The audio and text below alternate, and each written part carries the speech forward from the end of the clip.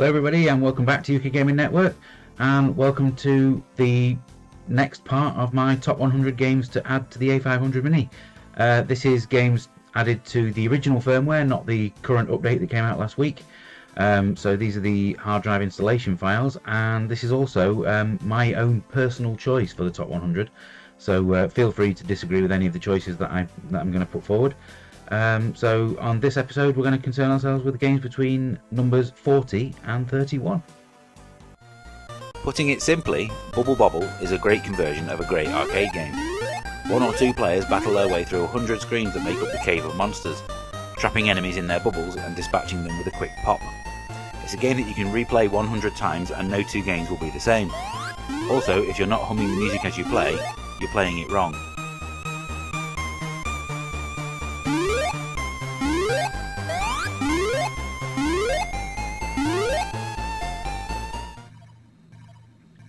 Bullfrog Syndicate features a world where countries are run by corporations, and as the CEO of a newly formed one, your aim is world domination.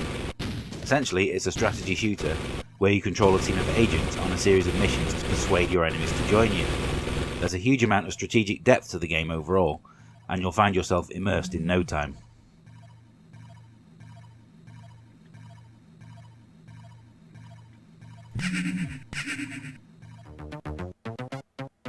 Let's play Dynablaster, said nobody ever. But that's because it's actually Bomberman and it just had its name changed in Europe. While it features a perfectly fine single player mode, it's the multiplayer that's always been the reason to play. And yes, the A500 Mini does support the use of a USB hub to add more controllers. All you need to do is invite your friends round.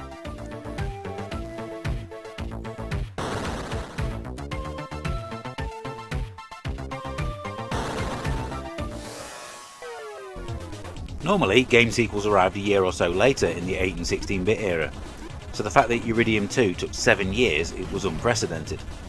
The wait was more than worth it though. I'd rank the original game as one of the best games on the Commodore 64, period. And this sequel improved every single element. This is a fast, good-looking shooter with a huge number of levels.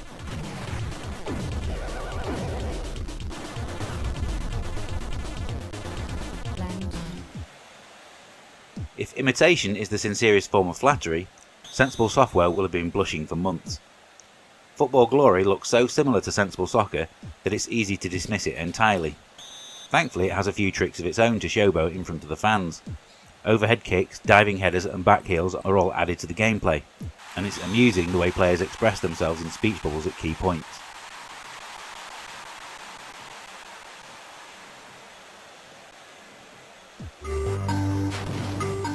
With most platform game heroes in 1993 being cute furry creatures, Hudson Soft decided that a graffiti artist with an Elvis quiff was the way to go.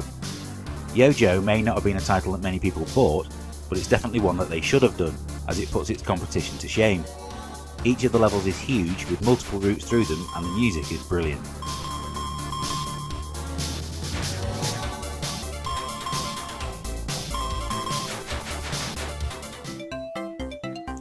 You won't find many arcade conversions as good as Rodland on any system.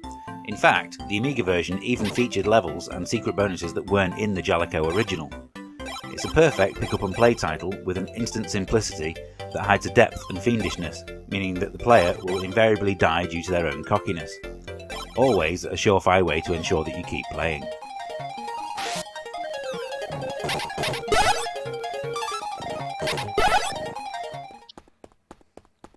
As its subtitle suggests, UFO Enemy Unknown is a precursor to what modern gamers know as XCOM.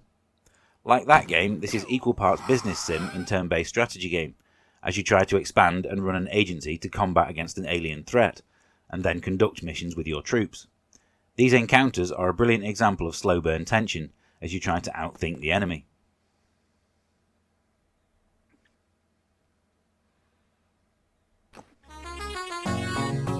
The most important part of any murder mystery is to provide plenty of well-written characters to be the suspects.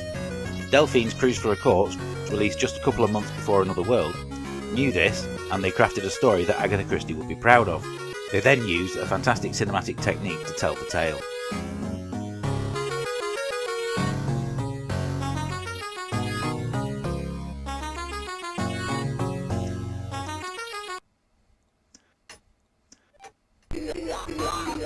Rafael Checo produced two of my favourite games on the Spectrum, getting the most out of the limited hardware. So it was no surprise that First Samurai, his first effort on 16-bit machines, would also be equally impressive. It's a slower paced platform game than most, but that's by design, and it allows you time to concentrate on the puzzles and savour the high standard of presentation.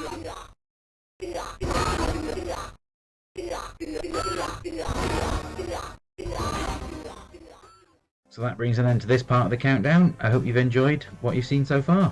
To find out what games are in my top 30, make sure you give us a like and subscribe so that you don't miss the next part of this list.